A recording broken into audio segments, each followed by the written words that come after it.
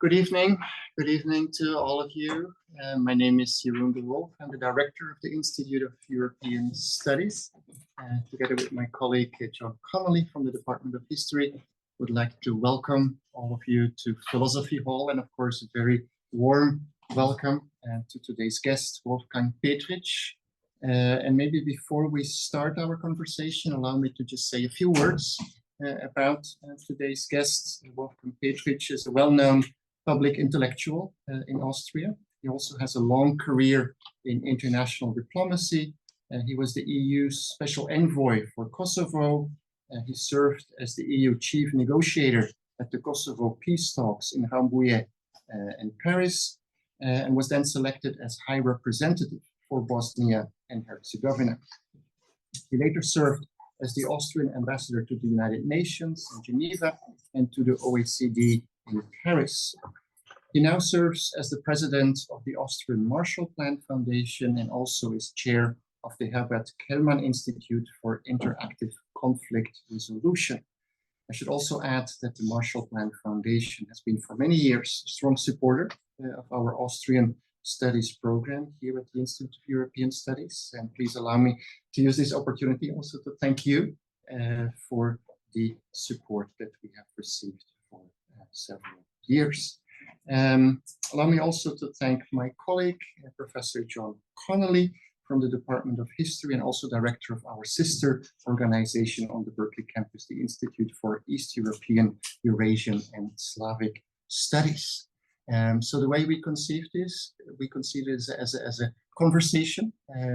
I will start the conversation, Wolfgang, with the first question, and then John will have a question. We'll alternate questions, and then in the second half of this event, we'll open the event for questions from the audience, both from people who are joining us here in Philosophy Hall, but also people following us on Zoom are invited to post questions in the chat function, and my colleague Ray Savard who will pass those on to Ambassador Petritsch in the second half of the event. But let us start with the first general question. And of course, in our conversation, we will focus on Europe. We'll focus also on transatlantic relations, but I feel that considering the circumstances, I think it's almost inevitable for us to say a word also about the conflict in the Middle East. The terrorist attack by Hamas on Israel, the subsequent Israeli attack on Gaza, and two questions come to my mind. The first question is the immediate reaction actually by President Zelensky of Ukraine, comparing the Hamas attack to the Russian attack on Ukraine. And I wanted to just ask how you see this and what you think about this reaction. And my second question is that one of the possible consequences of the crisis is that international media attention may shift a little bit away from the Ukraine crisis and will instead focus much more on the Middle East. And this risk, I think, is particularly strong here in the United States. I wanted to ask, do you share this concern? So maybe we can start with a word on the Middle East in a global context, and then from there we go to Europe and we go to transatlantic. Yes. First of all, thank you very much to be again here at Berkeley. Several years ago, I had the honor to be a teacher here and taught a summer course, which John Connolly organized for me. Thank you again. And of course, we are very close, the Austrian Marshall Plan Foundation, with the Institute for European Studies here. And we always have Austrian students coming for a couple of months in order to learn more about the United States. Although I recognize that California is not necessarily the United States, which sometimes we see on television in Europe. But I think it is very important to keep this intellectual exchange between the United States and Europe alive, even more so in times of such crisis that we are experiencing right now. And it seems to me that over the past couple of crises came all as a surprise to the political establishment, maybe also to academia and to political scientists who were watching the region, like in the case of Russia, like now in the case of the Middle East. This is a question that you were asking. Well, it's always difficult to compare, and I don't want to really compare, but clearly Mr. Zelensky has a point.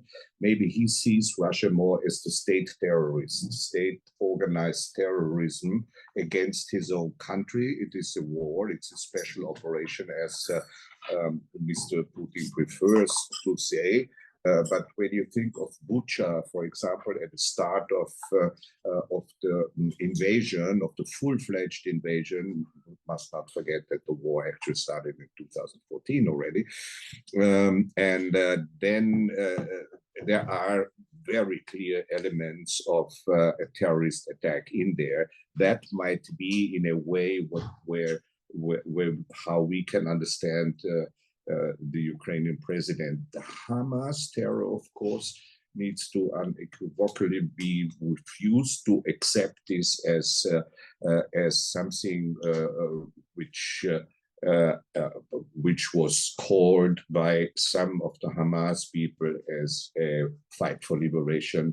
It's pure and simple a terrorist attack against civilians, and we simply cannot in any way tolerate this. I think that is very important. However, if you want to talk about the history of the conflict, maybe there's one important lesson that we need to draw now, that Europe in particular needs to draw, but also the United States. And there I must say that actually President Biden has done so far, in my view, a very good job in really calming down the emotions. Maybe this is also what he has learned from 9/11, that this ill-fated war on terror was really something which cost the United States a lot of its standing in the world when you think of Afghanistan, but much more so, of course, of Iraq.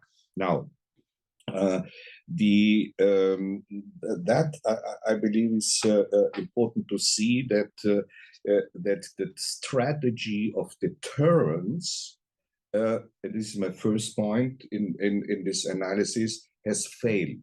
Obviously, to deter terrorists has not worked in the past. We know that, for example, the 20 years in Afghanistan, the United States, the strongest military power in the world of our time, was unable to defeat the Taliban or Al-Qaeda for this, or IS for this matter.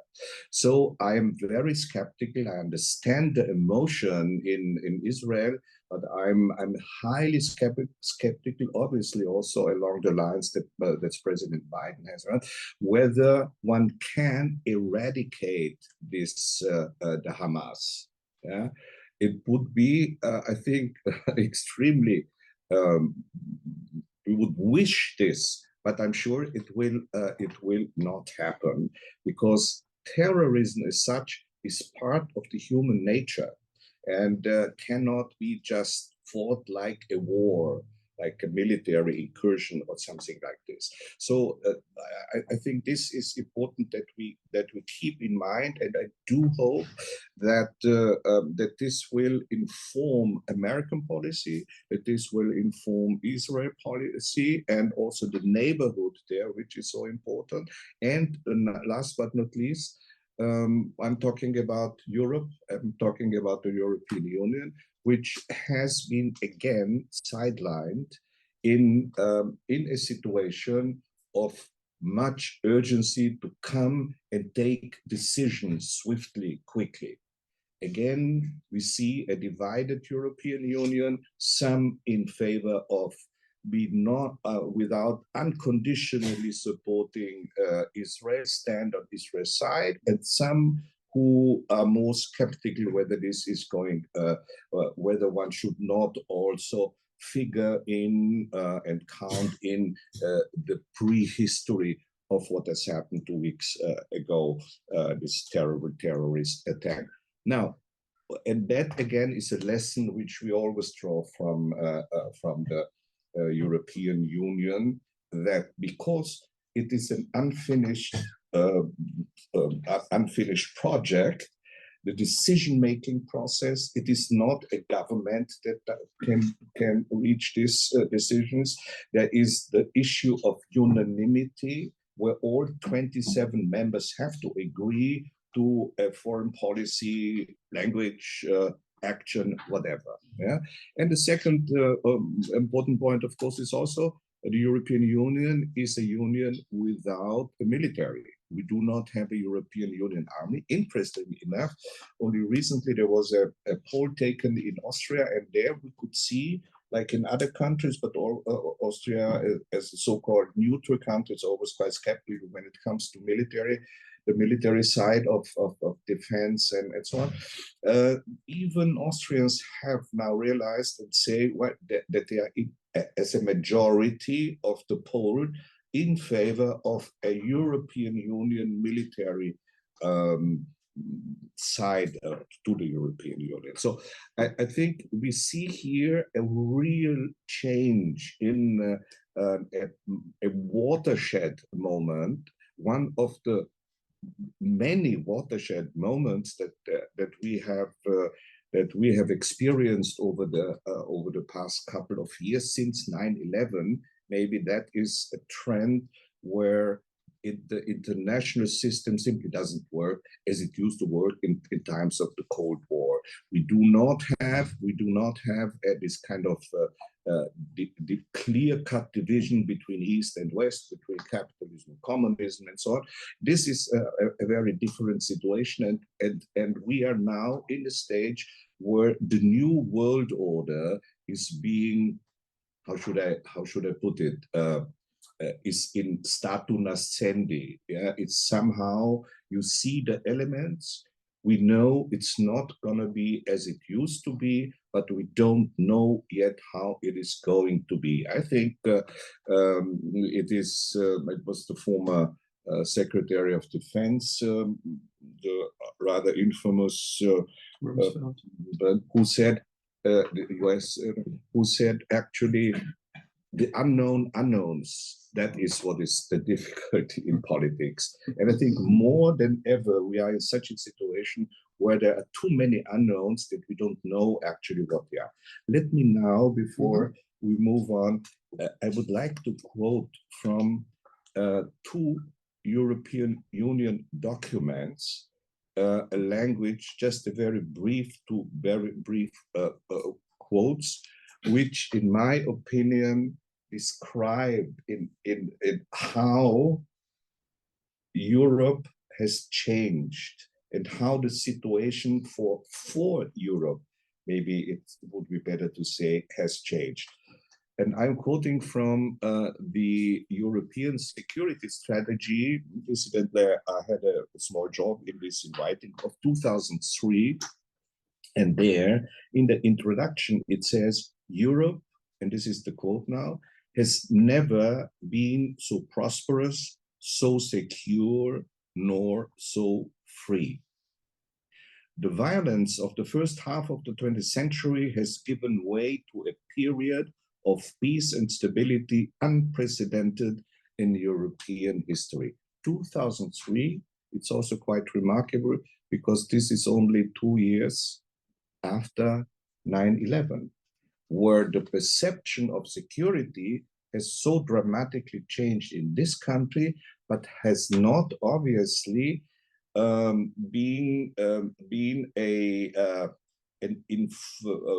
did not inform the European perception, at least those who have written this. Now, only more than a dozen years later, in 2016, the new security strategy paper reads quite differently.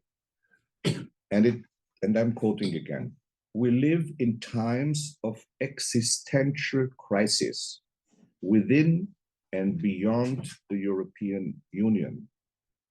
Our union is under threat. Our European project, which has brought unprecedented peace, prosperity, and democracy, is being questioned. 2016, so which means that was 2 years after the first invasion of Russia to Crimea and the eastern part of Ukraine, but before the full-fledged invasion to 22, and before the crisis, of course, now in the Middle East. Yeah?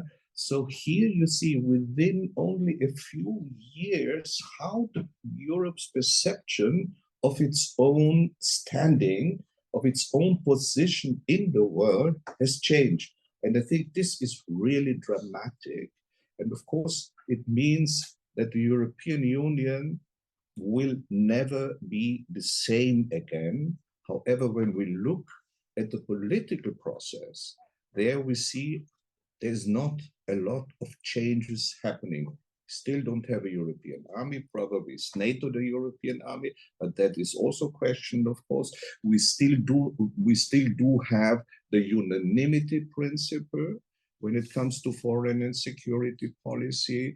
We had, in the meantime, of course, the migration crisis. We had then the Ukraine war, and now we have the Middle East tragedy.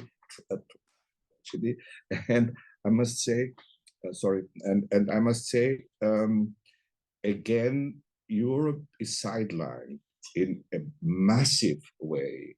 And the visits of European states, men and women, to Israel are but a small gesture and indicates more how Europe actually is still unable to act in unison. And this, I believe, will be the real question for the future. Thank you so much. Okay, so the question that follows from that is exactly what I want to ask about, which goes beyond Europe to what we used to call the West, which then includes North America, Canada, the United States of America, other allied countries. So yesterday I had a visit from a student in my office. He was curious about the 1952 Stalin note. You recall the Stalin note in which Stalin offered West Germany essentially neutrality for unity. And Adenauer rejected this offer because he believed this would signal Germany being ambiguous about its commitment to the West, right?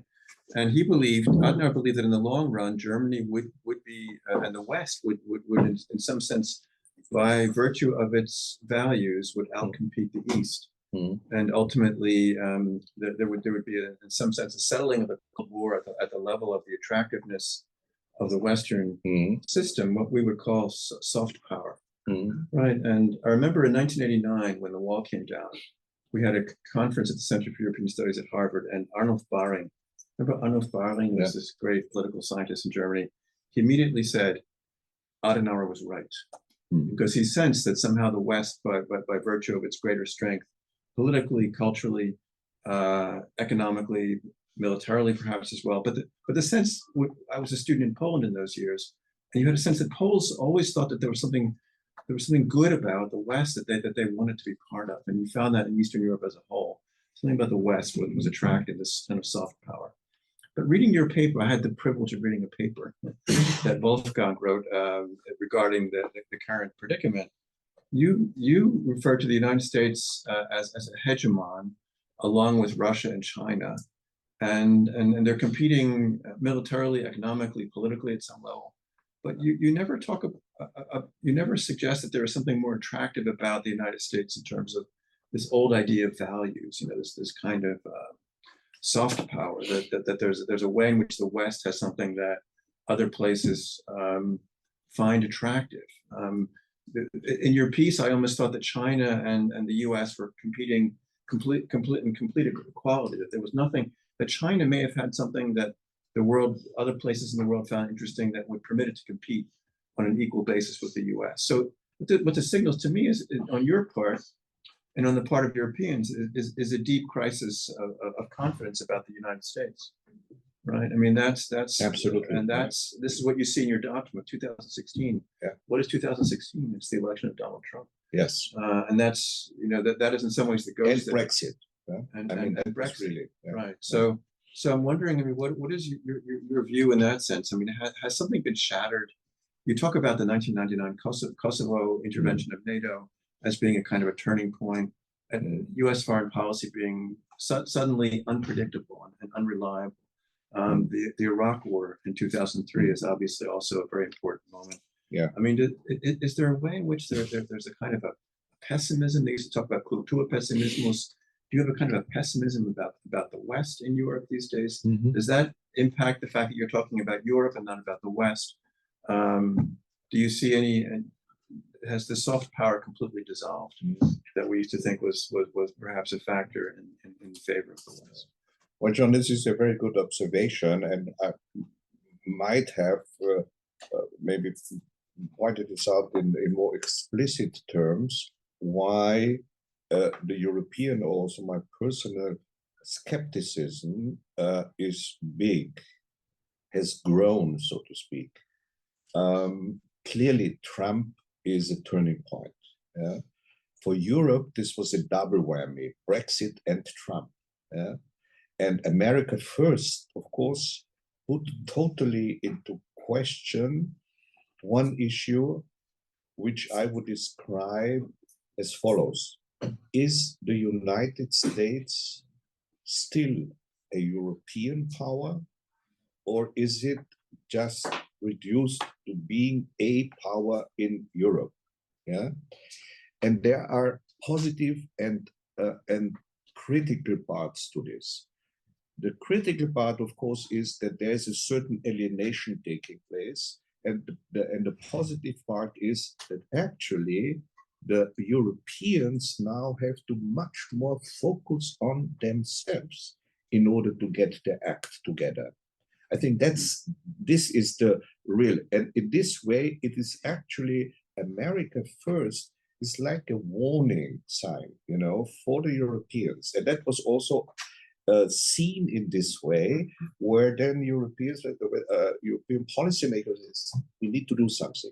Yeah, but then you have in the European Union, you have a division of when it comes to European security, to Europe as, so to speak, not standalone, but as a partner of the United States. It's still a junior partner, will be for some time, but the division in Europe is pretty much along the old East-West division. Think of Poland, for example, yeah?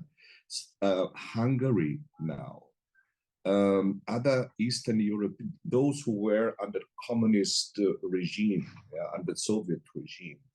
For them, joining the European Union was not so much about integrating into building a Europe, a European Union. It was more about the possibility for self-assertion. Yeah? To say, now we finally made it out of the Soviet realm. We are now in another union, which then they saw and still see, like whoever Orban, now hopefully Kaczynski is going to be a person of the past. And there, the integrating into Europe was not the main issue, as we thought mistakenly at the time. It was really that Hungarians and Poles and Czechs and Slovaks, everywhere where you have this kind of, well, now you have in Slovakia, for example, there is the new prime minister is against Ukraine and pro-Putin and all this stuff. That is, I believe, because one does not want more Europe, one wants more Hungary, more Slovakia, more Poland. Yeah, and this is also historically speaking understandable, because under the Soviet spell, they never could actually be themselves. The European Union gives this freedom to say no to the EU. Yeah. And sometimes you have this paradox situation like Hungary. Hungary would be bankrupt without the monies from the European Union, but at the same time, they are the most skeptical when it comes to the European Union. Yeah. So that is what makes the further integration process, this kind of the idea of a European stateness, so difficult. Yeah, you have in the West very clearly, because we have practiced this basically since during the Cold War, integration and the European economic community, first the 6 and then the 12 and the 15. That was basically a Western European project. Yeah. With the Eastern Europeans now, we are a European project, but institutionally and integration-wise, we are weaker than if we would have gone on only integrating Western Europe. Yeah. And of course, also there's also a financial issue that is important. That Western Europe is basically paying into the European Union project. On the receiving end of these monies are most of the Eastern European countries. Yeah, so you have so many layers of seeming or real difficulties and contradictions. Yeah, and when you have a new crisis like now in the Middle East, there is no immediate decision possible. Yeah, I think that is I'm trying to sort of illustrate what the conundrum, what the European conundrum really is all about. Yeah? I think that's really what we are talking about. Yeah? Maybe as a follow-up to that, Wolfgang. So John spoke about the election of Donald Trump as a turning point in the transatlantic relations. John spoke about soft power, but maybe we could also speak about strong power and perhaps a new turning point with the Ukraine crisis, in the sense that when you look at the situation on the ground, right, there is European military support for Ukraine, but in reality, without American military support, financial support, Ukraine would be a lost cause. Right? That is the reality. And what we also see is a turn towards NATO, right? Finland, Sweden, eager now to become NATO members. So maybe this could also be a new turning point in the sense that Europe realizes that without support from the United States, it's simply unable to resist an aggressive Russian neighbor. Absolutely, I think we are much more now back into the hands of the US than we were only a few years earlier. Yeah,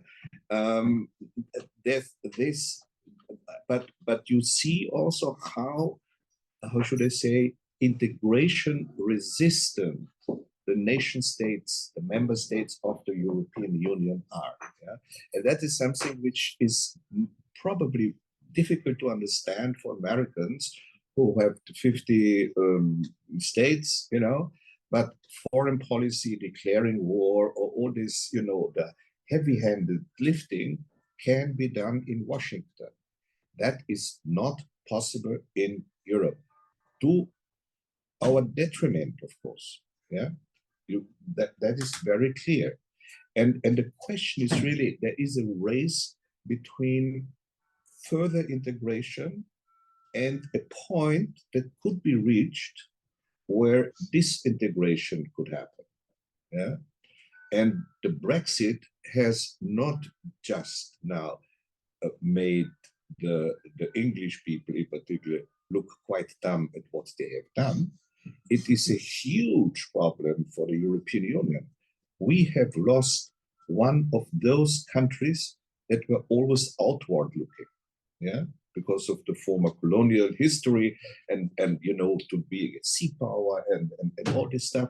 That was extremely important. And also for, you know, it is, I think, to keep a healthy balance of power, so to speak, is of course between France, the UK, and a growing Germany. Yeah. But now we are reduced as a dual leadership, so to speak, of France and Germany. And there, I can tell you, the situation is not very good. Yeah. So they are openly talking about difficulties, their different ideas.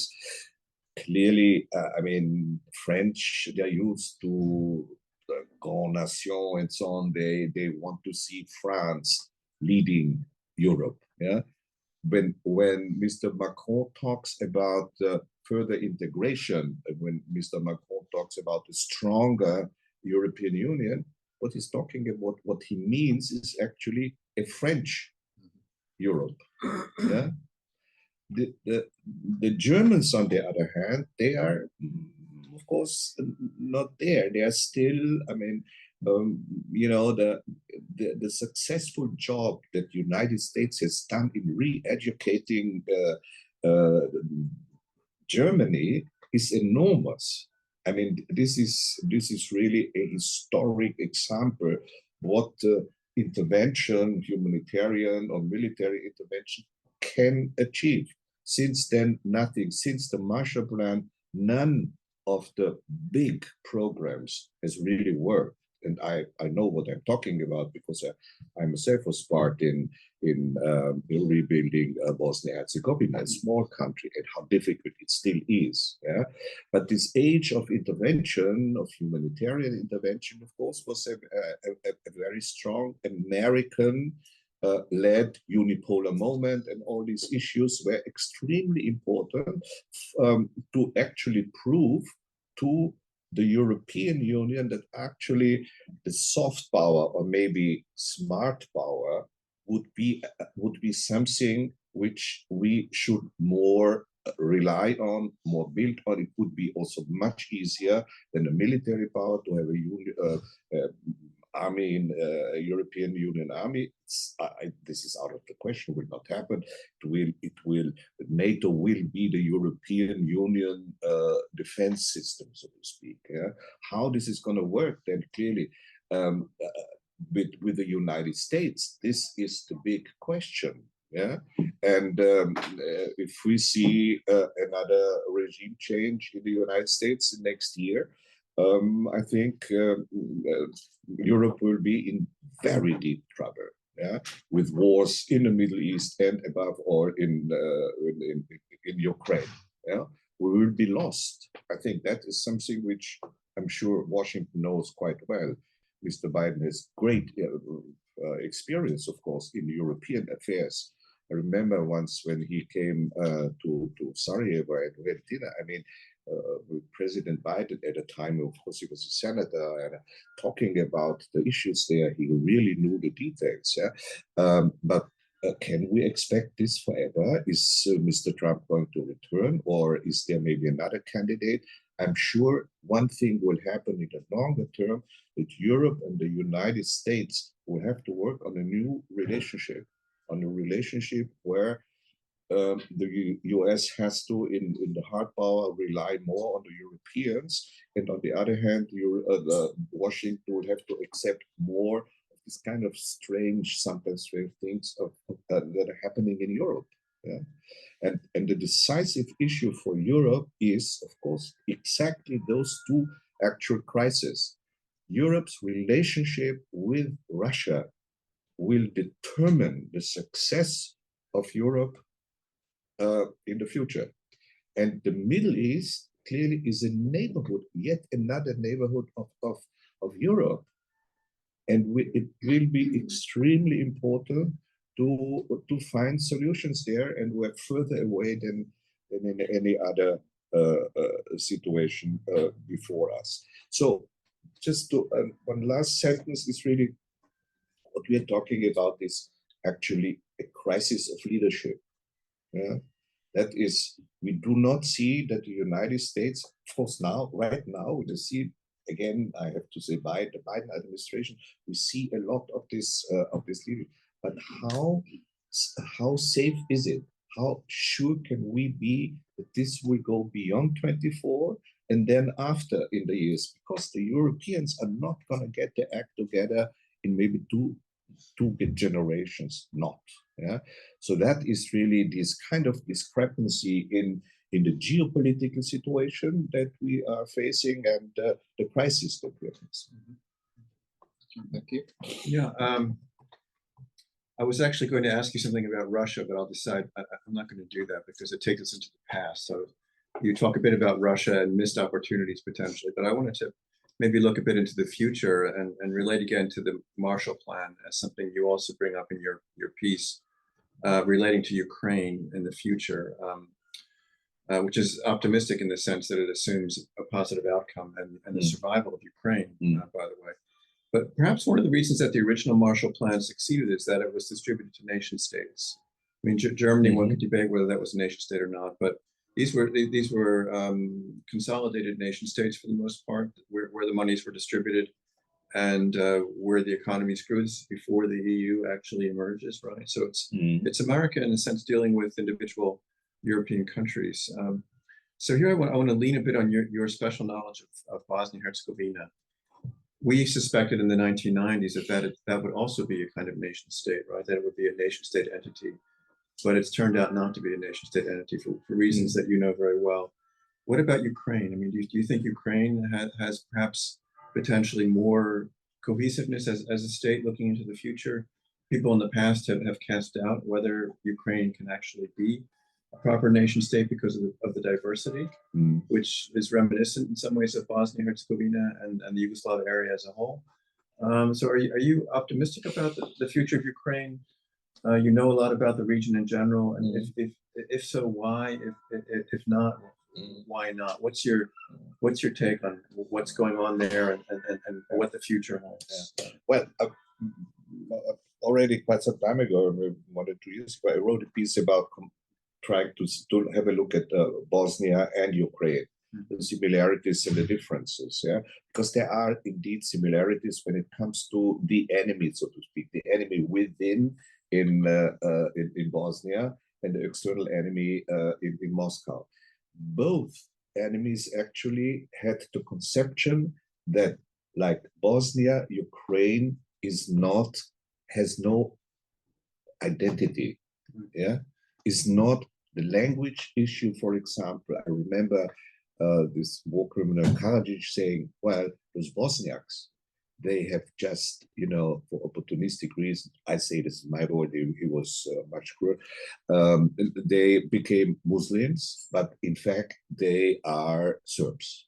Croat nationalists said the same, well, they were Croats, and then they became. So there's no language. The language issue is still there. And when you look to the neighbors there now, Macedonia and Bulgaria.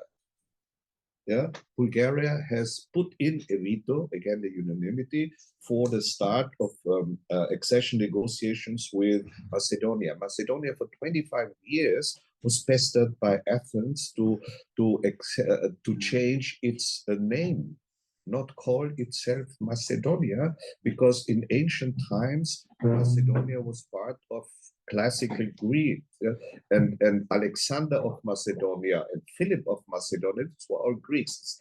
We know as historians what this is. It's nonsense, but it has a very strong political. The same now with Bulgaria saying Macedonia doesn't exist. This is the Bulgarian dialect that you are speaking. Yeah, and the heroes that both the Macedonians and the Bulgarians cherish, they are on the one hand Bulgarians, and on the other hand they are Macedonians. But this is all in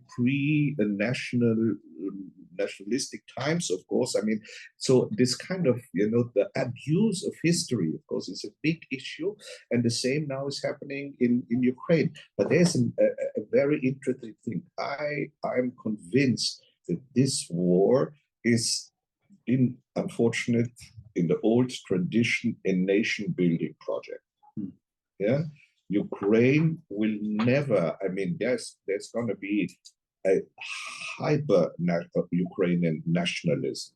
Whether they, so to speak, win the war or lose the war, there is no winning and no losing. In fact, unfortunately, but that will, and now they are on, they're now in December.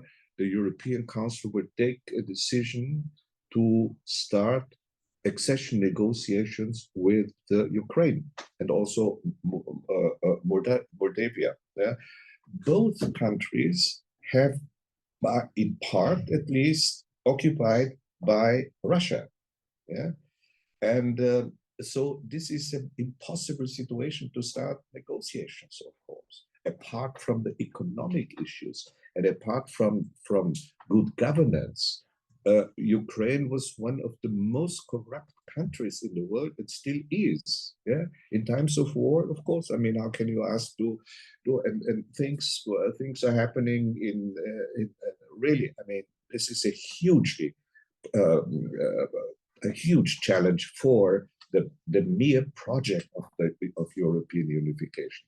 I think my conviction is Ukraine will become part of Europe, so to speak, that it has turned resolutely against Russia, against the Russian world, so to speak.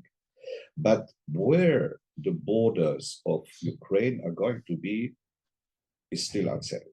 Yeah, I think that is something which, now in the case of Bosnia, I think this kind of ingrained ethno-nationalism where you have three so-called constituent peoples, yeah, it's always easier to deal with two, like in the case of Kosovo with the Serbs, and this I believe you can kind of manage. Like in the case of Ukraine, on the one hand you have Ukrainians in the West more, the old Habsburg monarchy part, a bit more to the east now, and then you have Russians. But even now, what I hear when I speak to people, and we have the in Vienna the Institute for Human Sciences, and they have a huge Ukraine project with Timothy Garton Ash, with Tim Snyder, and so on. So they're really working there, people, and they actually claim that there is some sort of even that this kind of ethno-nationalism is less important. There is more this kind of idea of being Ukraine, yeah? Politically, yeah. Hopefully, I mean, again, you used the word optimism. Yeah, one has to be optimistic, and it's in a certain way still at some sort of a wishful thinking. Yeah? But I do believe that this could happen. But as I say, we don't know how the war is going to end. We don't know where the borders are going to be. But one thing is sure: while we were talking in Europe, in the European Union, about the finalité, how will Europe finally look like? To the west, to the south, it's quite easy, but to the east, it was always contested. Yeah, is Poland the easternmost, or Romania, southeastern, and so on? Now, with Ukraine, all of a sudden, you have a different Europe vision, so to speak. Yeah, not yet settled, clearly not yet, and with huge problems which are not going to be mastered unless you bring in a real deep reform movement in Brussels. Yeah, you need a new governance structures. Yeah, you need to improve. We need to give up the unanimity principle, which is particularly difficult for smaller countries, because like Bulgaria now vetoing, Bulgaria, the poorest country in the European Union, has stopped the accession process of its neighbor, and Germany and France and every other European Union member just as please stop it, but they don't. Yeah. It's like the Polish Sejm. Do you remember that in the 18th century? Yes. Yeah. Unanimity. Yeah. So these are some of the elements. What do you do with them? How do you change it? Yeah, and make progress. Because again, I'm repeating myself. For the European national identity is extremely strong, sometimes irrational, of course, many times irrational, but on the other hand, of course, it gives you the identity. And I also believe European integration will only happen in a dialectical process. The more the central power gets power, yeah, the more you have to also devolve to the local and regional level. The nation state in between, sometimes like small Austria, that is the smaller countries, probably you will still have this kind of Austrian nation, but more important in Austria than the nation for political decision making are now the communes, you know, because this is where people live. This is where things are happening, and therefore, this kind of development where you need to get more to the local level, and whenever you put something up to the supranational level. Now, you ask about this. Yes, it's true. Marshall Plan was with nation states, but I think one of the most important sides to the Marshall Plan was not so much the money. It was that the US forced the nation states to cooperate. Mm-hmm. And the OECD, the Organization for Economic Cooperation, where I used to be ambassador, is the outcome of it. And I would even dare to say that the idea of European integration is connected with the basic idea of the Marshall Plan. You have to cooperate. You have to tell us Americans what you would like to do with the money that we are going to give to you. And then also this kind of the way it was organized, I think it's very interesting for me. Nothing better has come up after the Marshall Plan. And we are recently with the European Union office in Vienna, we were organizing a conference and talking about the various ideas about the Marshall Plan for Ukraine. And there you could, of course, also see that what is so important will be good governance. You need to better structures. You need to fight corruption, and you need to establish this cooperation modus, so to speak, with the neighboring countries in the region, as well as, in particular, of course, with the European Union member states. So, Wolfgang, John suggested let us look towards the future. And we're here at an Institute of European Studies, and in June of next year, we have elections coming up for the European Parliament. And when you look at opinion polls in many member states, including your own, one tendency that we see is an increase of the extreme right. Yeah. And we've been trying to understand what is this increasing popularity of extreme right parties. And I wanted to ask your opinion on how do you explain this tendency? Well, I mean, there are many aspects to this, and maybe some of them we could still discuss in more detail. But for me, that might be sort of not new, but kind of strange what I'm saying now. I think this right-wing populism, right extremism is a sign that the nation state is becoming more and more irrelevant in Europe. You might be surprised now that I'm saying this. I'm waiting for the next sentence. Yeah. But why I'm saying this? Up to 70% of the decisions that affect the population in all the EU member states are being taken in Brussels already. You don't know about it. People are not aware of this. So the problem now is that the European Union, you know, the bureaucracy there, the Commission, they pretend that actually it's your decision. You have taken this decision. And then, which is true, yeah, but it's being taken nevertheless in Brussels, so to speak, as the locus of this decision making. And on the other hand, the national governments back in, like in Austria, in Vienna, they have to pretend that they are taking the decisions in Vienna. Yeah? And people feel this is not working. Yeah? So therefore, right-wing, right extremists, what are they doing? They're saying, we want our power back. Yeah? We want to decide in our country. We see what happened to the in London, to the UK. Yeah, they had exactly the same. I mean, the populism there, the right-wing populism, conservative, was exactly the same. We want to retake our decision making. Yeah, but it doesn't. Objectively speaking, it doesn't work any longer. In an interconnected world, yeah, in an interconnected Europe, it's absolutely impossible to achieve this. But they are faking it. The right, the populists are saying, we'll do this. They don't, since they are not in government, they don't have to prove it.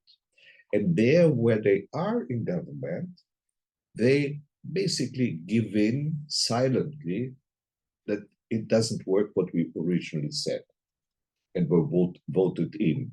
And I think you see this now in the Polish results, election results, that actually people are smarter than politicians and politics, that they realize it doesn't work. But since protest and dissatisfaction with the current political elites is big and strong, they vote for these protest parties. But they are not expecting positive solutions to it. Yeah.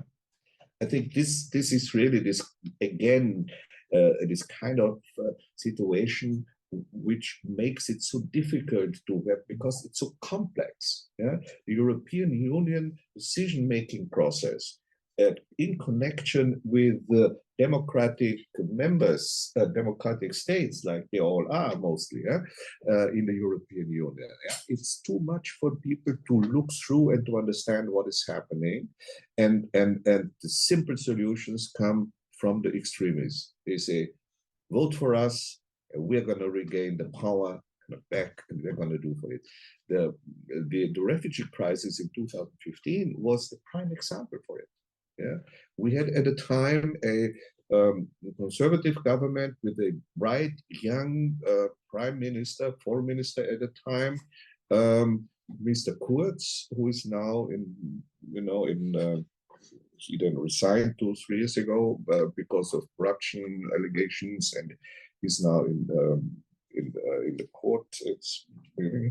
And he said he realized that how do you move against the populists, right-wing populists? They are very strong in Austria against the FPÖ by outsmarting them and using the same phrases, but in a more friendly way. Yeah.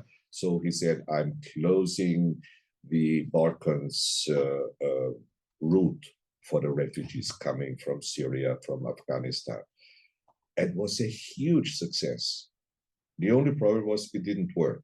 2 years later, there were more refugees passing on the Balkan route than before. Yeah? So here you see these issues, these things do not work. And there are many more other examples. But this doesn't mean that that these people or these movements don't get elected. They do time and again. They are like now in Austria, we have the government has barely 30% support.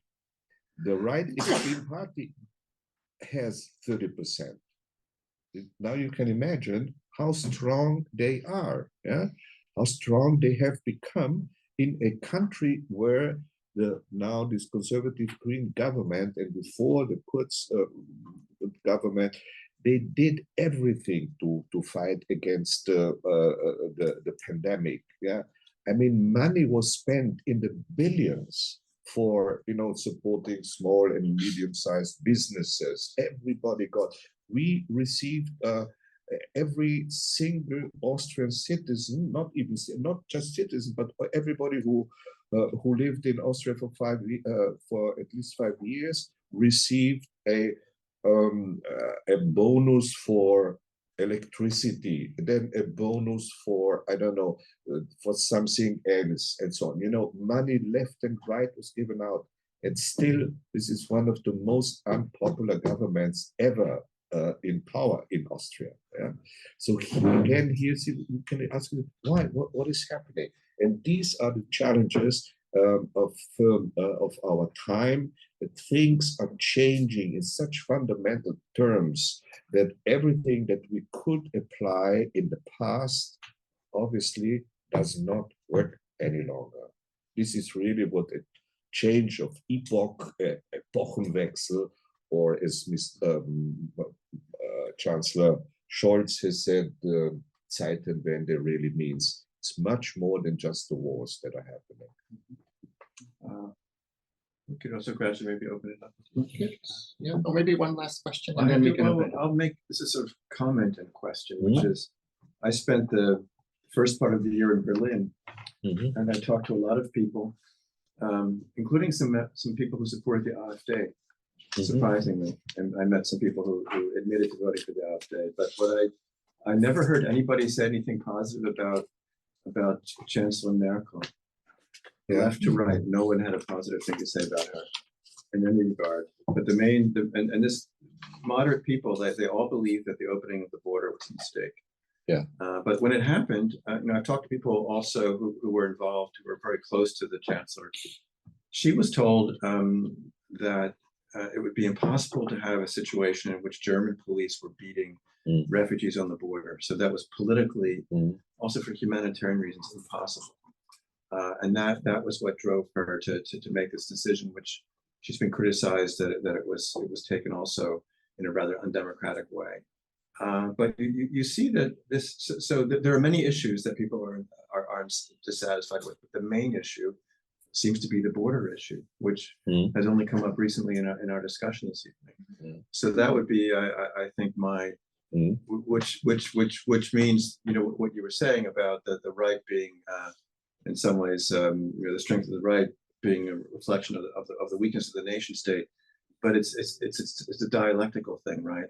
In other words, it's the weakness of the nation state. They want a strong nation state back, and they want above all attention to the borders. And I heard this in Poland as well. So that would just be my comment. It's not really a question, but I think this is true in Austria too. Right? No, absolutely. Borders have become extremely important.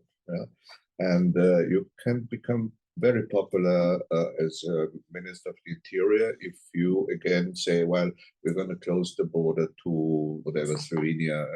And then when you look at the statistics and all there's nothing is happening there, you know. Or now they have already years ago they started in the Burgenland at the eastern border to have the military there control. They had for many years, nobody actually crossed there, because those who want to cross the border, they find ways and means to do it. Criminals or organized crime, and that is of course happening because our Schengen system, as it is called, borderless Europe inside, has worked as long as there is no crisis outside. Why? Because we have not accomplished a European Union-wide border system. That's the problem. And how can you close borders in the Mediterranean, for example, when the boats are coming back? So this is, and I think when I quoted this from the security strategy, Europe is the only continent that is really surrounded by regions that are in deep crisis. To the east and to the south. To the north, okay, it's fine. We have Canada, we're lucky. You have, of course, I mean, for the United States, you know, of course, you have also the migration issue, but that can be handled with, I'm sure, you know. But in Europe, the problem is also you mix up asylum, migration, and the necessity to get workers in. We have a labor market where we simply do not have enough people to take the jobs. Now, the interesting thing, in Italy, they have this kind of post-fascist prime minister, Meloni, who is quite, pragmatic actually. On the one hand, they really have problems, and the Europeans are simply not in solidarity with Italy to help them get the refugees across the Mediterranean and to distribute them across Europe, much easier to handle. But at the same time, that Meloni fights against those illegal immigrants, she is asking for 200,000 workers, migrant workers, to come to Italy because they have not enough the workforce that is. So here you see how this issue is simply not being handled. You need a president of Europe, or at least a chancellor. Yeah, you need a government. Of course, decision. you need a, and that's the problem. You talk about the United States of Europe, immediately you think of the US. It cannot work like in the US, but it has to be a sui generis governance system. And to find it, it's clearly very difficult. Yes. Yeah. Very good. I will. Thank you all for coming.